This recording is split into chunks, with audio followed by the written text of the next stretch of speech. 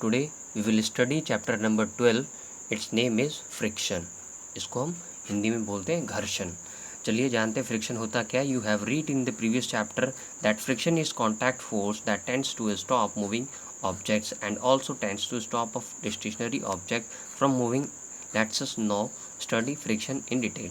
तो हम जानेंगे फ्रिक्शन होता क्या है. जब तक कोई भी बॉडी के साथ उसका कॉन्ट्रैक्ट नहीं होगा, है ना, तब तक ये फ्रिक्शन ये नहीं होगा. तो चलिए, फोर्स ऑफ फ्रिक्शन क्या होता है. If we roll a ball on the floor, जब हमने बॉल को रोल किया यानी घुमाया और फिर हमने फ्लोर पे फेंका, तो क्या हुआ. It will slow down after a while and finally stop on its own. यानी वो काफ़ी देर तक वो चलेगा, फिर उसके बाद वो रुक जाएगा.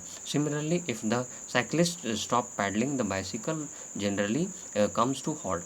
जो आप देखेंगे, जैसे हम लगातार साइकिल चलाते हैं तो उसकी जितनी देर तक स्पीड रहेगी तब तक वो रन करेगा और उसके बाद फिर वो कुछ समय बाद रुक जाएगा.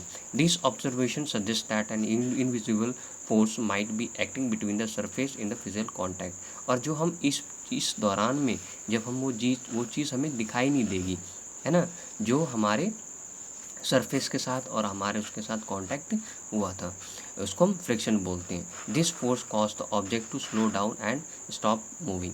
और तब क्या होगा, ये धीरे धीरे जाके फिर वो जो आपका साइकिल का पैडल है वो उसका जैसे स्पीड ख़त्म हो जाएगा वो फिर वो रुक जाएगा. It always act in the direction opposite to the direction of motion of the object. This force that oppose of the relative motion between the surface of the two objects in contact and act belong the force is called the frictional or friction. तब हम इसको क्या बोलते हैं, friction.